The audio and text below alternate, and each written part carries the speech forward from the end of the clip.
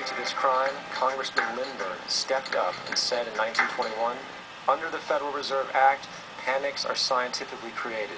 The present panic is the first scientifically created one, worked out as we figure a mathematical equation."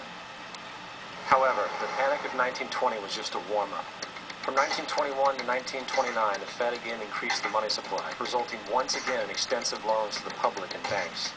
There was also a fairly new type of loan called a margin loan in the stock market. Very simply, the margin loan allowed an investor to put down only 10% of a stock's price, with the other 90% being loaned through the broker.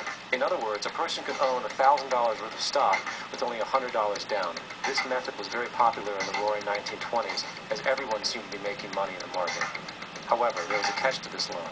It could be called in at any time and had to be paid within 24 hours. This is termed a margin call, and the typical result of a margin call is the selling of the stock purchased with the loan. So, a few months before October in 1929, J.D. Rockefeller, Bernard Baruch, and other insiders quietly exited the market. And on October 24, 1929, the New York financiers who furnished the margin loans started calling them in masse. This sparked an instantaneous, massive sell-off in the market, for everyone had to cover the margin loans. It then triggered mass bank runs for the same reason, in turn collapsing over 16,000 banks, enabling the conspiring international bankers to not only buy up rival banks at a discount, but to also buy up whole corporations at pennies on the dollar. It was the greatest robbery in American history. But that didn't stop there. Rather than expanding the money supply in order to recover from this economic collapse, the Fed actually contracted it, fueling one of the largest depressions in history. Once again outraged, Congressman Louis McFadden, a longtime opponent of the banking cartels, began bringing impeachment proceedings against the Federal Reserve Board, saying of the crash and depression, it was a carefully contrived occurrence. International bankers sought to bring about a condition of despair so that they might emerge the rulers of us all.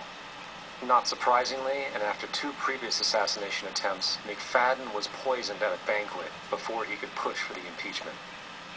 Now, having reduced the society to squalor, the Federal Reserve bankers decided that the gold standard should be removed. In order to do this, they needed to acquire the remaining gold in the system. So, under the pretense of helping to end the Depression, came the 1933 gold seizure. Under the threat of imprisonment for 10 years, everyone in America was required to turn in all gold bullion to the Treasury, essentially robbing the public of what little wealth they had left. And at the end of 1933, the gold standard was abolished. If you look at a dollar bill from before 1933, it says it is redeemable in gold. You look at a dollar bill today, it says it is legal tender, which means it is backed by absolutely nothing. It is worthless paper. The only thing that gives our money value is how much of it is in circulation. Therefore, the power to regulate the money supply is also the power to regulate its value, which is also the power to bring entire economies and societies to its knees.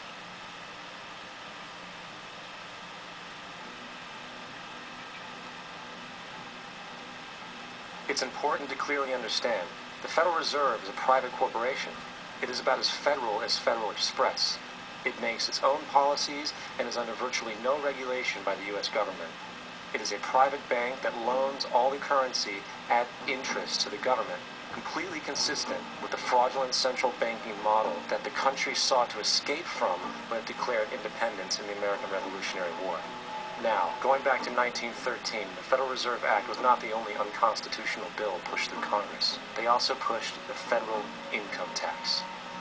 It's worthwhile to point out that the American public's ignorance towards the federal income tax is a testament to how dumbed down and oblivious the American population really is.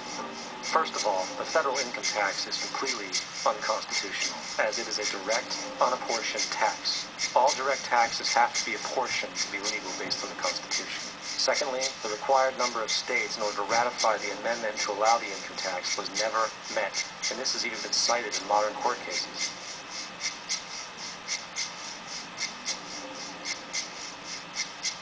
Third, at the present day, roughly 35% of the average worker's income is taken from them via this tax. That means you work 4 months out of the year to fulfill this tax obligation. And guess where that money goes? It goes to pay the interest on the currency being produced by the fraudulent Federal Reserve Bank, a system that does not have to exist at all. Not 1 cent of this tax goes towards any governmental program whatsoever. Not 1 cent. The money you make working 4 months out of the year goes almost literally into the pockets of the international bankers who own the private Federal Reserve Bank. And fourth, even with the fraudulent government claim as to the legality of the income tax, there is literally no statute, no law in existence that requires you to pay this tax. Period. I really expected that, of course, there's a law that you can point to in the law book, the code, that requires you to file a tax return. Of course there is. I was at that point where I couldn't find the statute that clearly made a person liable, at least not me, and most people I know, and I had no choice in my mind except to resign. Based on the research that I did throughout the year 2000 and that I'm still doing, I have not found that law. I've asked Congress, we've asked a lot of people in the IRS commissioners, helpers. They can't answer, because if they answer, the American people are going to know that this whole thing is a fraud. I haven't filed an federal income tax return since I left. I have not filed a tax return since 1999. The income tax is nothing less than the enslavement of the entire country. Now, the control of the economy and the perpetual robbery of wealth is only one side of the Rubik's Cube the bankers hold in their hands. The next tool for profit and control is war.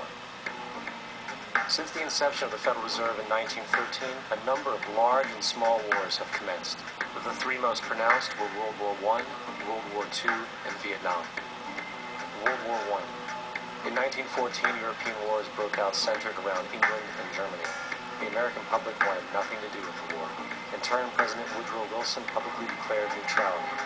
However, under the surface, the U.S. administration was looking for any excuse it could find to enter it. Woodrow Wilson's top advisor and mentor was Colonel Edward House, a man with intimate connections with international bankers who wanted to end the war. In a noted observation by Secretary of State William Jennings, the large banking interests were deeply interested in the World War because of the wide opportunities for large profits. It's important to understand that the most lucrative thing that can happen for the international bankers is war, for it forces the country to borrow even more money from the Federal Reserve Bank at interest. In a documented conversation between Colonel House, Wilson's advisor, and Sir Edward Grey, the Foreign Secretary of England, regarding how to get America into the war, Grey inquired,